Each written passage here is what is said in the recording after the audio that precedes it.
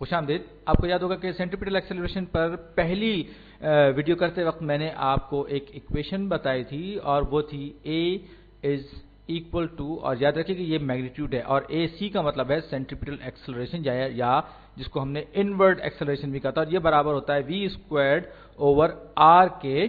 और मैंने आपसे उस वक्त ये कहा था कि मेरे पास इसका कोई रिगरस प्रूफ नहीं है, लेकिन अभी विकिपीडिया देखते हुए मुझे इसका एक अच्छा प्रूफ मिला और मेरा ख्याल ये है कि मैं उसको यहाँ रिप्रोड्यूस करूंगा। अगरचे कि विकिपीडिया में वो बातें बताई तो गई हैं, लेकिन शायद मेरा ख्याल है कि मैं उसको यहाँ पर विजुअली ज़रा बेहतर तौर पर एलैबोरेट कर सकूंगा। और इस मकसद के लिए मैं पहले 2 सर्कल्स बनाऊंगा। ये आया मेरा पहला सर्किल, पहला दायरा, और मेरे ख्याल दूसरे दायरे को मैं एक अलग कलर में बनाता हूं। ये आया दूसरा दायरा, सही। ये जो पहला दायरा है, इस पहले दायरे का सेंटर ये रहा और दूसरे का ये रहा। और अब मैं किसी भी वक्त एक पोजीशन वेक्टर बनाने की यहां पर बनाना चाहूंगा, और मेरा ख्याल है मैं इसका रेडियस बना लूं। जाहिर बात है कि यहाँ पोजीशन वेक्टर जो है वो रेडियस वेक्टर ही पर डिपेंड करेगा। तो ये हमारा रेडियस है, ये रेडियस है, और ये हमारा इसकी इनिशियल पोजीशन वेक्टर ये रहा इसका इस डायरेक्शन में, ये R है।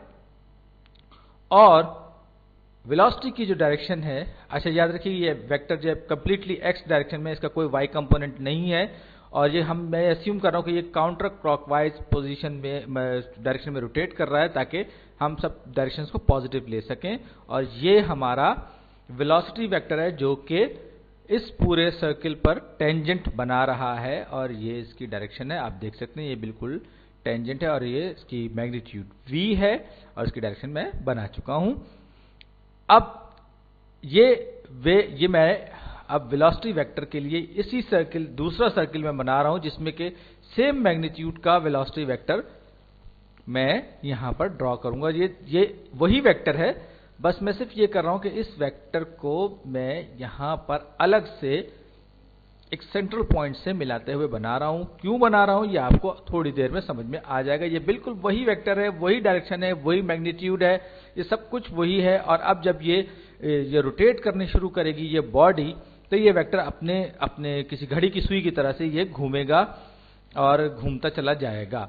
तो कुछ सेकंड के बाद, जाहिर बात है कि ये चीज घूम रही है, तो कुछ सेकंड के बाद रेडियस वेक्टर कुछ इस तरह से हो जाएगा, ये इस तरह से ये रेडियस वेक्टर हो जाएगा। रेडियस वेक्टर की मैग्नीट्यूड भी वही रहेगी, लेकिन उसकी डायरेक्शन थोड़ी सी चेंज हो जाएगी।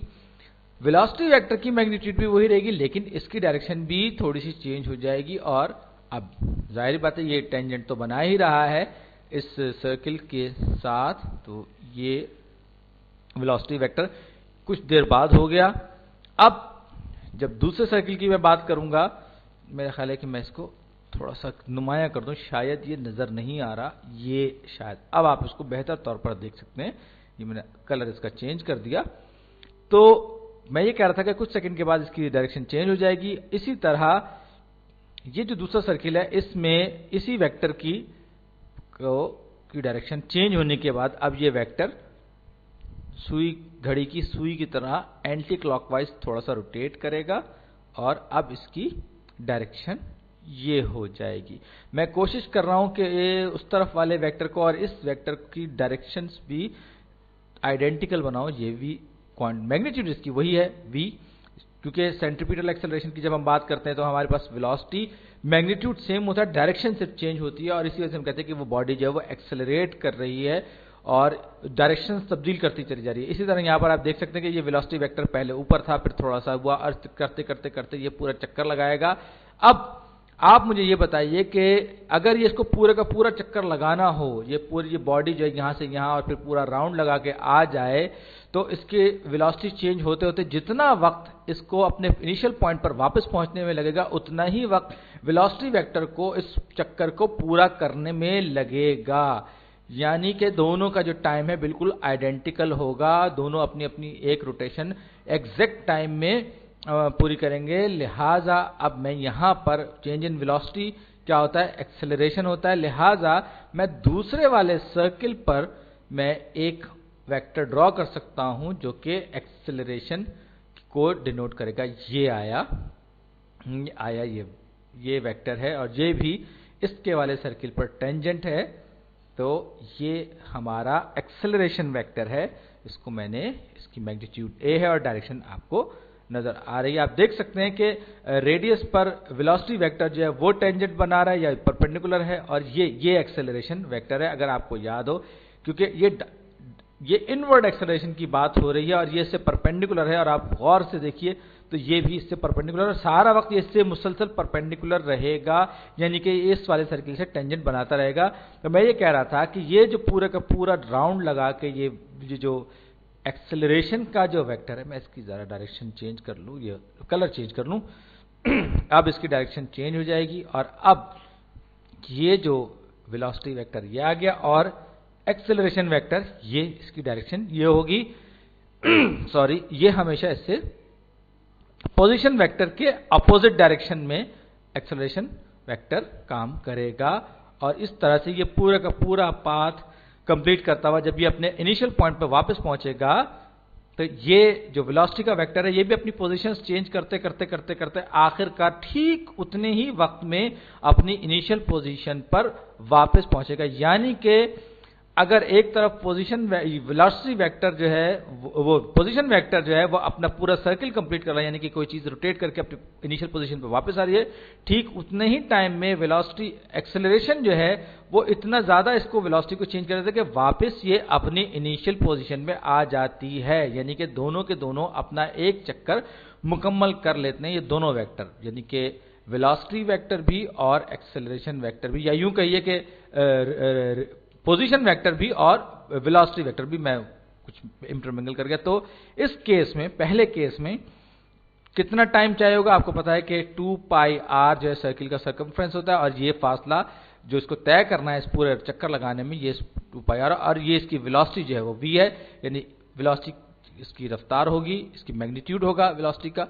इसी तरीके से इस पूरे सर्किल में t होगा, जिसका वेलोसिटी का वेक्टर v है, मैग्नीट्यूड इसकी v है। यहां पर हमारे पास r था, तो एग्जैक्टली है तो दोनों के दोनों सर्किल्स ही, तो उन पर सर्किल के लॉस तो बहरहाल अप्लाई होंगे। तो इस केस में यहां पर आपको नजर आ रहा होगा कि ये जो चीज है ये इसमें तब्दीली आती जाएगी और इसमें भी तब्दीली आ रही है। तो इसमें एक जो टेंजेंट है वो एक्सेलरेशन है और एक्सेलरेशन क्वांटिटी वाइज बिल्कुल सेम है। लिहाजा मैं ये कहूंगा कि ये जो रेडियस ऑफ द सर्किल है वो इस केस में 2 पाई v होगा, और इसको मैं डिवाइड करूंगा एक्सेलरेशन वेक्टर से, क्योंकि वेलोसिटी के साथ साथ एक्सेलरेशन भी तब्दील होगा, या यूं कहें कि इसमें एक्सेलरेशन वही काम कर रहा है जो दूसरे उसमें वेलोसिटी कर रही थी, क्योंकि ये चेंज इन वेलोसिटी के हवाले से आपको पता है कि एक्सेलरेशन जो होता है वो change in velocity per unit time होता है, पर चेंज इन टाइम होता है।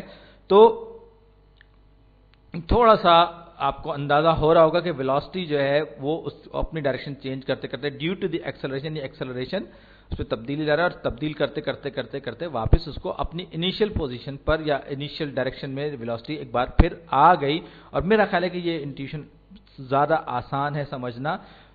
कहने का मतलब है कि ये टाइम और ये टाइम, ये दोनों टाइम बराबर होंगे, क्योंकि जितनी देर में ये अपना चक्कर पूरा करेगा, ठीक उसी टाइम में ये वेलोसिटी वेक्टर भी अपना एक रोटेशन कंप्लीट करेगा। इन दोनों सर्किल्स को आपस में जब हम कंपेयर करेंगे तो हमें पता चलेगा कि 2 pi r over v is equal to 2 pi v over a। हमने दोनों को इक्वेट करा लिया, तो 2 पाई से कैंसिल आउट हो जाएगा। अब हम दोनों साइड को हम v से मल्टीप्लाई करेंगे, तो ये r बराबर हो जाएगा v स्क्वायर ओवर a। अब मैं क्या करूंगा, मुझे a चाहिए, तो ar is equal to v square और a is equal to v squared over r। और ये बड़ी एक दिलचस्प एक सोल्यूशन था जो उम्मीद है कि आपको पसंद आया होगा, और मुझे उम्मीद है कि विकिपीडिया वाले भी इस सोल्यूशन को पसंद करेंगे। और मुझे जरूर बताइएगा कि ये प्रॉब्लम मैंने अच्छी तरीके से सॉल्व किया या बहुत अच्छी तरीके से सॉल्व नहीं किया। बहरहाल अगली वीडियो में हम स्ट्रेट फॉरवर्ड कैलकुलस की बात करेंगे।